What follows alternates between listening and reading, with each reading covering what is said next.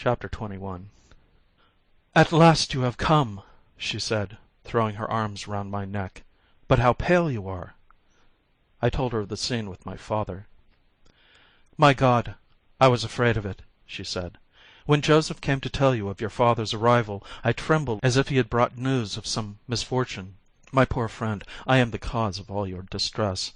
You will be better off, perhaps, if you leave me and do not quarrel with your father on my account. He knows that you are sure to have a mistress, and he ought to be thankful that it is I, since I love you and do not want more of you than your position allows. Did you tell him how we arranged our future?" "Yes, that is what annoyed him the most, for he saw how much we really love one another." "What are we to do, then?" "Hold together, my good Marguerite. Let the storm pass over." "Will it pass?" "It will have to." "But your father will not stop there." "What do you suppose he can do?" "How do I know? Everything that a father can do to make his son obey him. He will remind you of my past life, and will perhaps do me the honor of inventing some new story so that you may give me up." "You know that I love you." "Yes, but what I know too is that sooner or later you will have to obey your father, and perhaps you will end by believing him." "No, Marguerite, it is I who will make him believe me. Some of his friends have been telling him tales which have made him angry, but he is good and just. He will change his first impression, and then, after all, what does it matter to me?" "Do not say that, Armand. I would rather anything should happen than that you should quarrel with your family. Wait till after today, and tomorrow go back to Paris. Your father, too, will have thought it over on his side, and perhaps you will both come to a better understanding. Do not go against his principles. Pretend to make some concessions to what he wants. Seem not to care so very much about me, and he will let things remain as they are. Hope, my friend, and be sure of one thing, that whatever happens, Marguerite will always be yours." "You swear it?" "Do I need to swear it?" How sweet it is to let oneself be persuaded by the voice that one loves. Marguerite and I spent the whole day in talking over our projects for the future, as if we felt the need of realizing them as quickly as possible. At every moment we awaited some event, but the day passed without bringing us any new tidings. Next day I left at 10 o'clock, and reached the hotel about 12. My father had gone out. I went to my own rooms, hoping that he had perhaps gone there. No one had called. I went to the solicitor's. No one was there. I went back to the hotel and waited till 6. Monsieur Duval did not return, and I went back to Bougival. I found Marguerite not waiting for me, as she had been the day before, but sitting by the fire, which the weather still made necessary. She was so absorbed in her thoughts that I came close to her chair without her hearing me. When I put my lips to her forehead, she started, as if the kiss had suddenly awakened her. "You frightened me," she said. "And your father?" "I have not seen him. I do not know what it means. He was not at his hotel, nor anywhere where there was a chance of my finding him." "Well, you must try again tomorrow." "I am very much inclined to wait till he sends for me. I think I have done all that can be expected of me." "No, my friend, it is not enough. You must call on your father again, and you must call tomorrow." "Why tomorrow rather than any other day?" "Because," said Marguerite, and it seemed to me that she blushed slightly at this question, "because it will show that you are the more keen about it, and he will forgive us the sooner." For the remainder of the day Marguerite was sad and preoccupied. I had to repeat twice over everything I said to her to obtain an answer. She ascribed this preoccupation to her anxiety in regard to the events which had happened during the last 2 days. I spent the night in reassuring her, and she sent me away in the morning with an insistent disquietude that I could not explain to myself. Again my father was absent, but he had left this letter for me.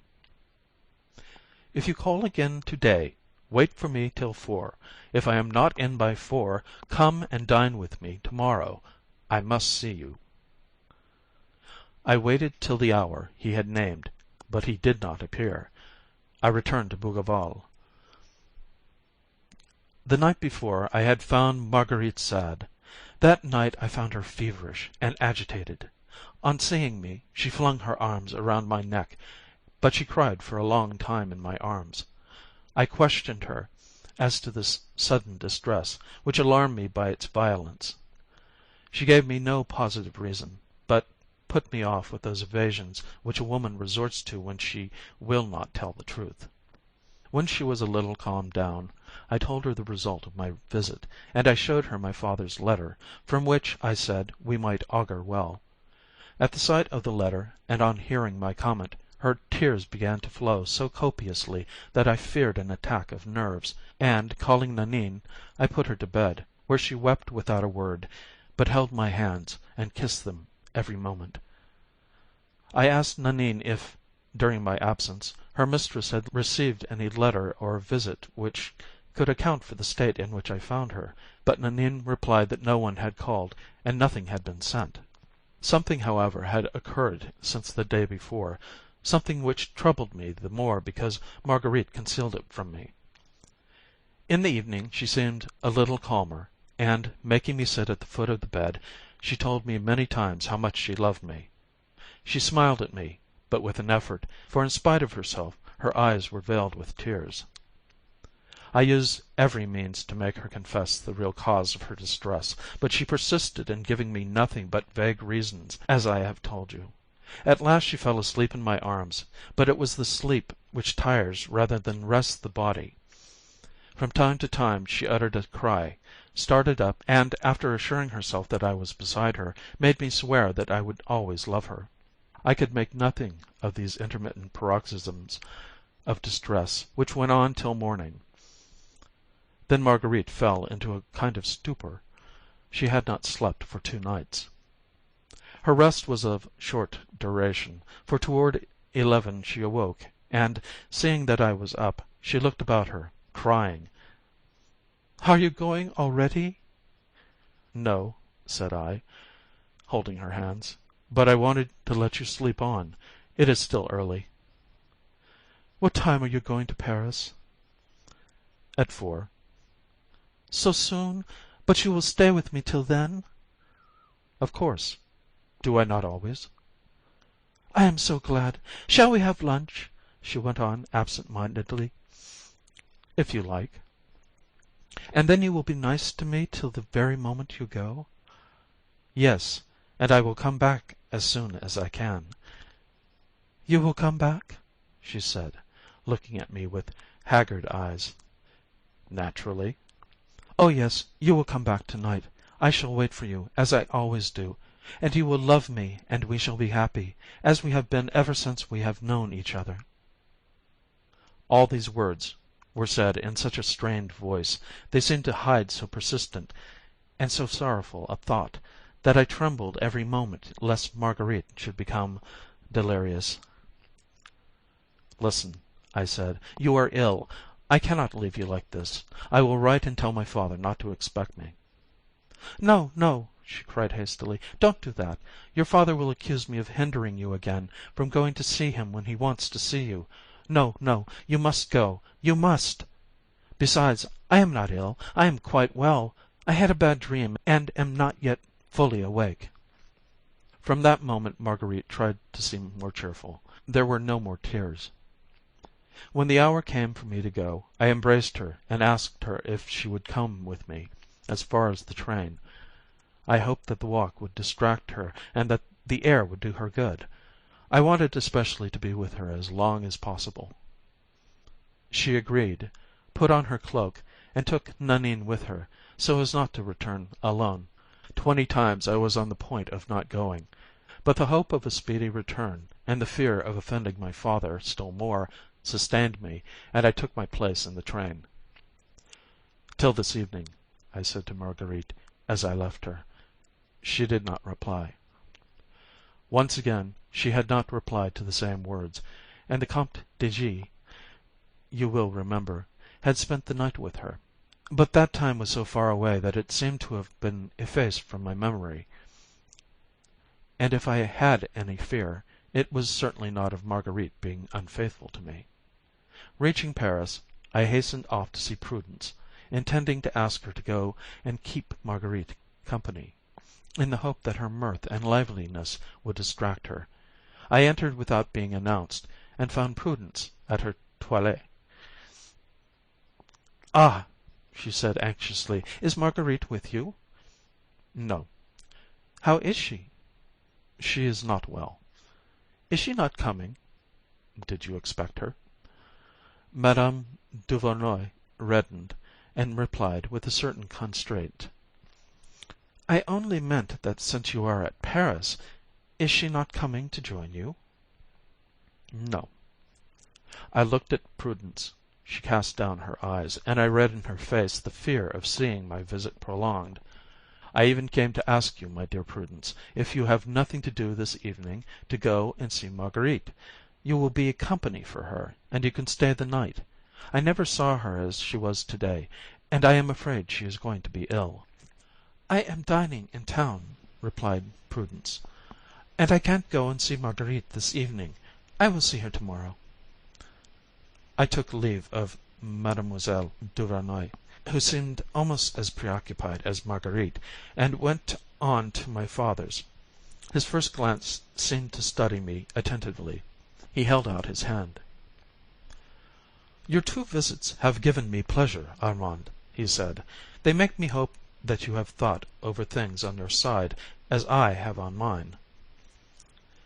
"May I ask you, father, what was the result of your reflection?"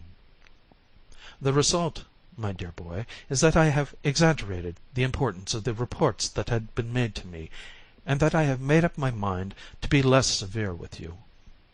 "What are you saying, father?" I cried joyously.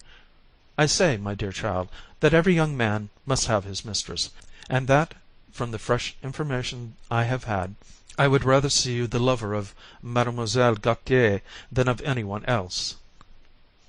"My dear father, how happy you make me!" We talked in this manner for some moments, and then sat down to table. My father was charming all dinner time. I was in a hurry to get back to Bougival to tell Marguerite about this fortunate change, and I looked at the clock every moment. "You are watching the time," said my father, "and you are impatient to leave me. Oh, young people, how you always sacrifice sincere to doubtful affections!" "Do not say that, father. Marguerite loves me. I am sure of it." My father did not answer. He seemed to say neither yes nor no. He was very insistent that I should spend the whole evening with him, and not go till the morning. But Marguerite had not been well when I left her. I told him of it, and begged his permission to go back to her early, promising to come home again on the morrow. The weather was fine. He walked with me as far as the station. Never had I been so happy. The future appeared as I had long desired to see it. I had never loved my father as I loved him at that moment. Just as I was leaving him, he once more begged me to stay. I refused.